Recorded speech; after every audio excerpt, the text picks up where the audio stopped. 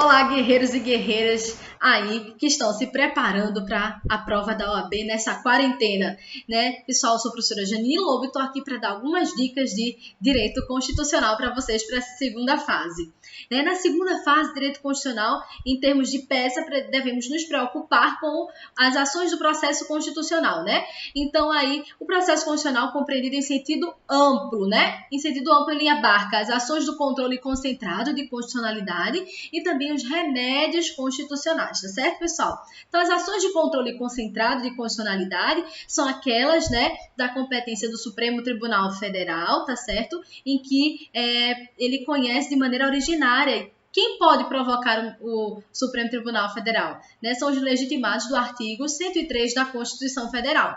Então, nós temos aí as ações da ação direta de inconstitucionalidade, a ação declaratória de constitucionalidade, né? A ADO, ação declaratória de inconstitucionalidade por omissão, a DPF, arguição de descumprimento de preceito fundamental, tá certo? E a DI interventiva. Então, essas são as ações do controle concentrado de constitucionalidade, que é um controle concentrado e abstrato, né? Quem realiza é o Supremo Tribunal Federal, o guardião da Constituição, né, de forma concentrada e abstrato, porque ele não enfrenta questões subjetivas. Ele as ações tramitam mediante processo de caráter objetivo. Portanto, né, o que se visa é unicamente o controle da constitucionalidade das leis por meio dessas ações. Né? Então, você precisa focar quem são os legitimados, tá certo? Lá no artigo 103, o efeito das decisões e as hipóteses de cabimento. Então, ação declaratória de inconstitucionalidade para que seja declarada inconstitucional lei ou ato normativo federal estadual, tá certo? Que contraria a Constituição Federal.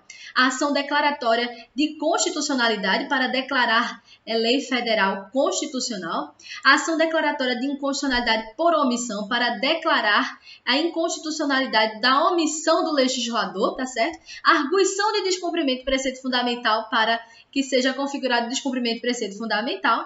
E ao lado dessas, né, que compõe o controle que fazem parte das ações de controle concentrado de constitucionalidade, nós temos também ali os remédios constitucionais previstos na Constituição Federal.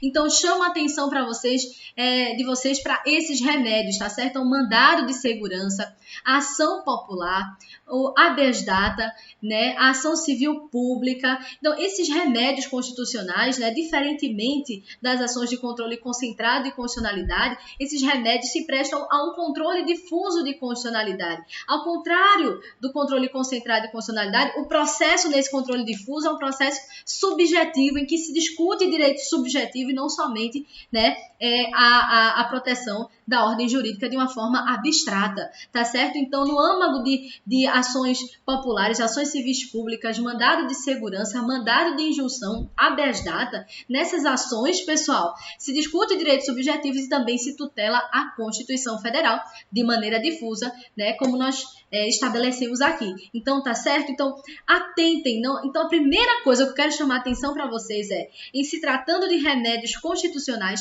não confunda as hipóteses de cabimento e legitimados no que se refere à ação popular e ação civil pública. Essa distinção é muito importante, pessoal, porque ambas tutelam bens jurídicos bastante semelhantes, mas há diferença, por exemplo, quanto aos legitimados. Então, no âmbito de uma ação popular, né, quando você se deparar com a narrativa daquele caso concreto, você vai ver que é o cidadão que vai protagonizar aquela ação. É ele que é o titular daquela ação. Cidadão portador, né, que possui título de eleitor para poder ajuizar aquela ação popular. Então, ela visa o quê, pessoal? Ela visa anular ato lesivo ao patrimônio público, ao patrimônio histórico, né, do poder público, né, cultural, turístico, paisagístico. Então, ela também visa a tutela de direitos coletivos, tá certo? Mas quem protagoniza, quem é o titular, quem é o sujeito ativo dessa ação?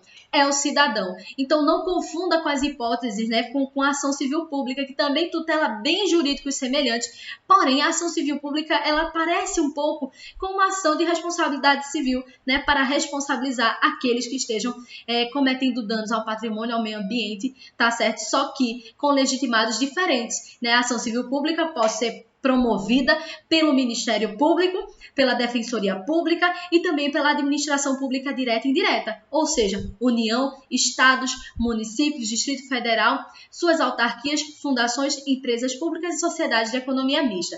Então, você vai olhar a narrativa daquela questão, vai perceber quem vai protagonizar a ação, né? Porque ambas, a ação popular e a ação civil pública, tutelam bens jurídicos bastante semelhantes, tá certo? Então, se liga nisso aí.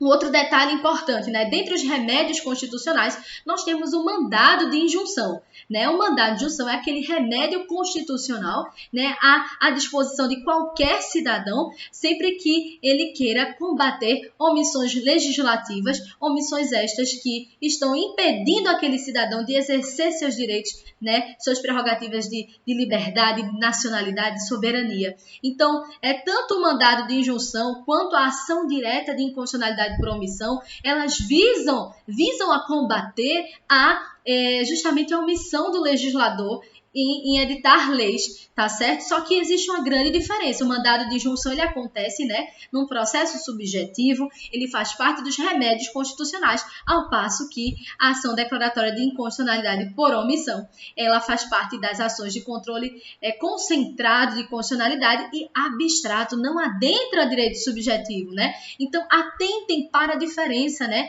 da ADI por omissão e do mandado de injunção. Os legitimados são diferentes, os efeitos são diferentes, os efeitos da decisão, né, no mandado de injunção e na ADI por omissão.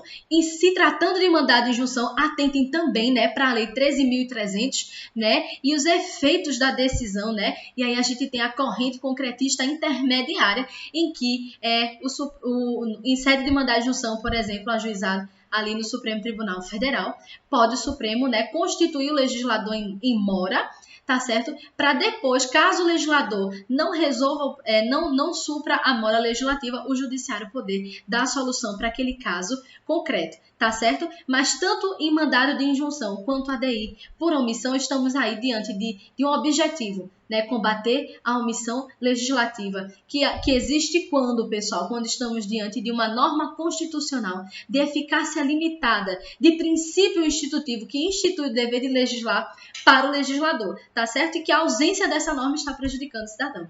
Então, atente para as diferenças entre mandado de injunção, ADO, ação popular e ação civil pública. Atentem também, tá certo, pessoal, para essa diferença de controle difuso, controle concentrado, e não esqueçam, né, observem aí os recursos, o recurso extraordinário, né, que visa justamente a proteção da Constituição, e recurso ordinário também são de grande importância. Tá bom, pessoal? Vamos juntos, estamos juntos a qualquer momento com mais dicas de direito constitucional para a sua segunda fase. Faça esse mapeamento, estabeleça essas diferenças para a gente obter um bom resultado. Contem comigo, tá certo? Tamo junto, minha gente, como diz o ditado, treino duro, jogo fácil, tá bom? Um grande beijo para todos e vamos firmes aí. Tchau, tchau!